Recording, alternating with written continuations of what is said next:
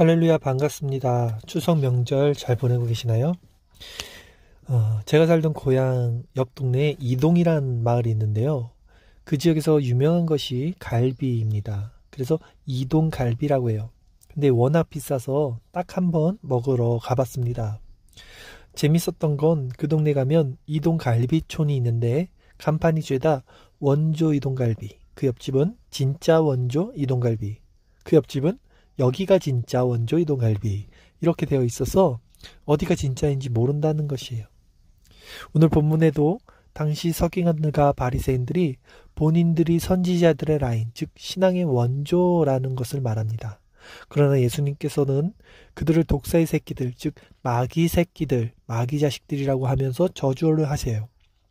그래서 오늘은 7화 제7번째 시간으로 선지자의 무덤을 만드는 자들이란 제목으로 교회 안에 어떤 자들이 올바른 신앙의 라인인지 알아보고 이를 통해서 우리 자신의 신앙 노선도 점검해보는 시간을 갖도록 하겠습니다.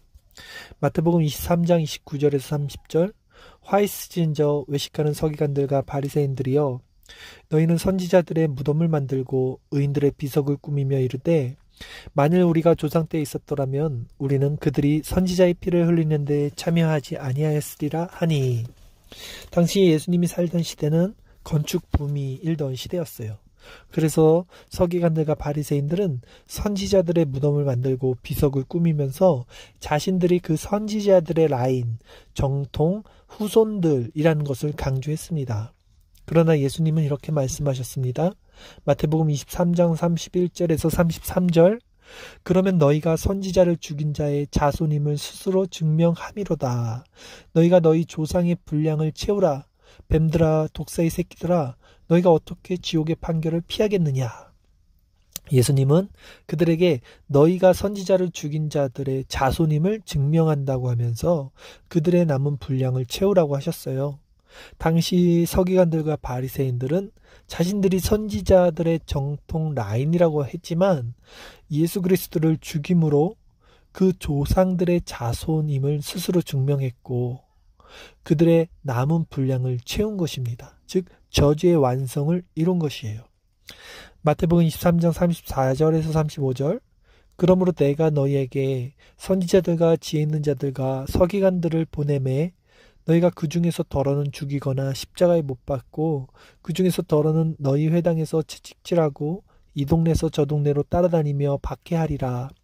그러므로 의인 아벨의 피로부터 성전과 제단 사이에서 너희가 죽인 바갈의 아들 사갈의 피까지 땅 위에서 흘린 의로운 피가 다 너희에게 돌아가리라. 예수님은 자신이 십자가에 죽으실 것과 그 일어날 예수 그리스도를 따르는 사람들의 많은 고난과 박해에 대해서 예언을 하셨어요.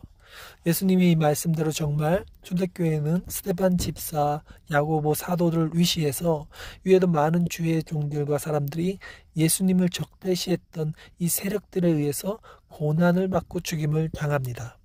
그러므로 의인 아벨의 피부터 사갈의 피까지 의로운 피가 다 그들에게 돌아간다라고 하시는 거예요. 아벨은 아담의 자식이니까 구약의 시작이고요. 사가랴는 스가랴 선지자로 히브리 구약의 마지막인 역대기에 나오는 자입니다.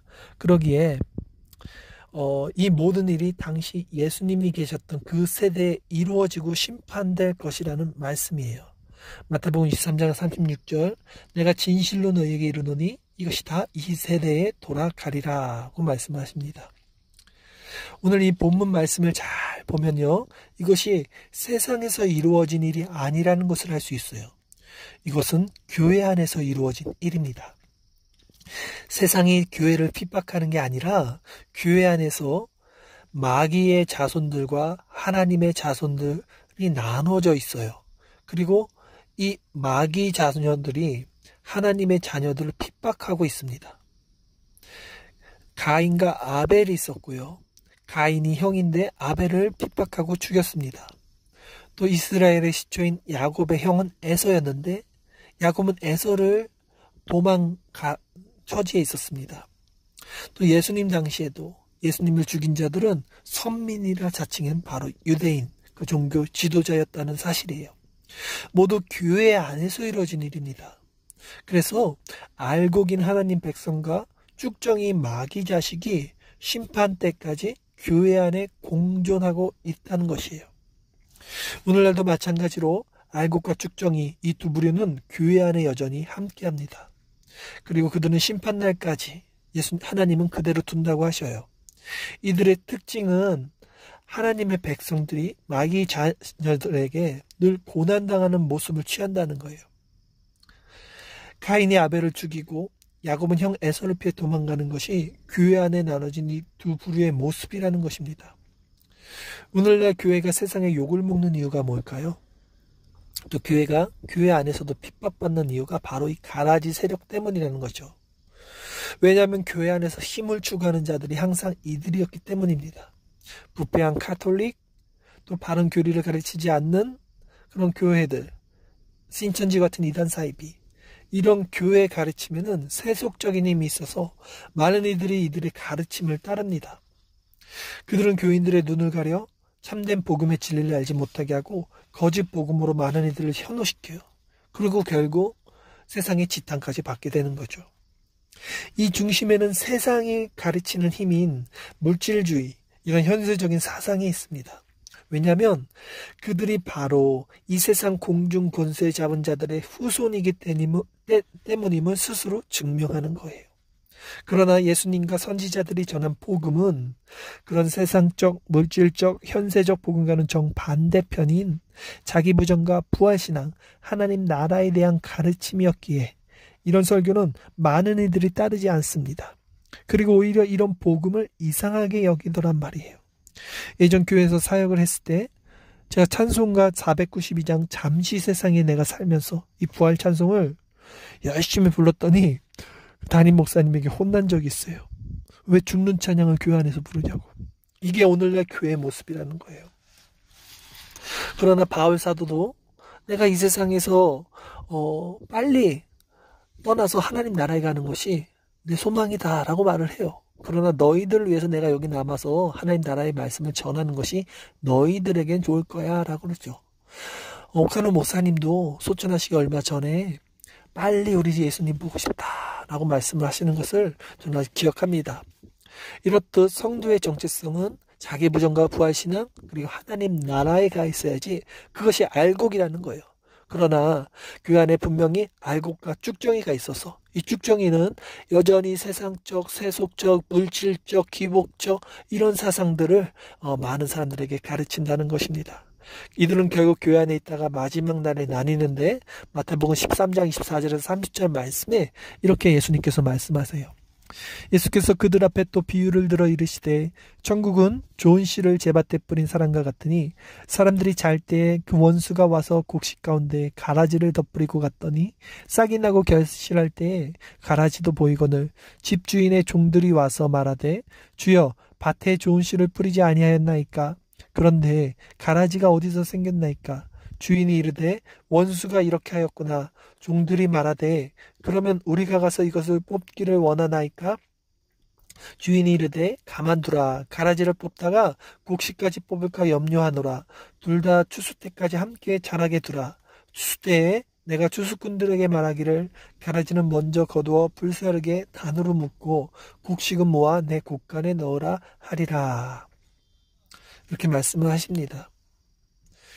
자, 그렇다면 여러분의 모습은 어떻습니까? 여러분은 알곡입니까? 축정입니까? 예수님을 믿는다는 것은 우리의 정체성이 이 세상의 정체성에서 하나님 나라의 백성의 정체성으로 완전히 바뀌는 것을 말해요. 인본주의에서 신본주의로. 그래서 세상에서는 물론 교회 안에서도 어떻게 그렇게 신앙생활하냐고 박해를 받을 수 있는 거예요. 신실하고 구별되고 거룩하게 살아가면 세상 사람들은 물론 교회 안에 가라지 같은 자들에게도 유별나다고 오히려 욕을 먹더라는 것입니다. 저는 여러분이 어떤 신앙의 정체성을 갖고 살고 있는지 정말 궁금합니다. 위조 지폐를 가장 잘 감별할 수 있는 방법은 진짜를 확실히 알면 되는 것이라고 합니다. 진짜를 알면 가짜는 연구하지 않아도 그대로 드러난다고 해요. 신앙도 마찬가지인 것 같아요. 복음을 알고 복음의 확실한 실체를 안 사람들은 가짜들을 보면 그냥 티가 납니다. 저도 이렇게 복음을 전하다 보면 여러분들이 추구하는 신앙이 무엇인지 그 사람과 몇 마디 이렇게 나눠보면 그대로 드러나요. 그 사람이 정말 하나님 나라를 추구하고 있는 사람인지, 아니면 예수님을 믿고 하나님을 믿는다 하지만 여전히 이 세상 부와 자신의 안위만을 추구하는 자들인지, 여러분의 정체성이 여러분의 신앙을 말해준다는 것이에요. 오늘 말씀을 정리해 보겠습니다. 오늘 말씀을 통해 교회 안에는 늘 두 부류가 있었다는 것을 우리는 알게 되었습니다. 그들은 알곡과 쭉정이었고요. 그들을 어떻게 구별하냐 했을 때 그들의 정체성으로 구별할 수 있어요. 알곡에는 작지만 생명이 있습니다. 쭉정이는 드러나고 겉으로는 커 보이지만 빈 껍데기일 뿐, 그들의 정체성은 여전히 세속적인 것에 있겠죠. 제가 설교 서두에 이동 갈비에 대한 이야기를 했어요. 제가 그때 한번 먹었던 갈비집이 진짜 원조인지 아닌지를 모르죠. 왜냐면 전 다른 곳에 한 번도 가보지 않았기 때문에 비교할 대상이 없습니다.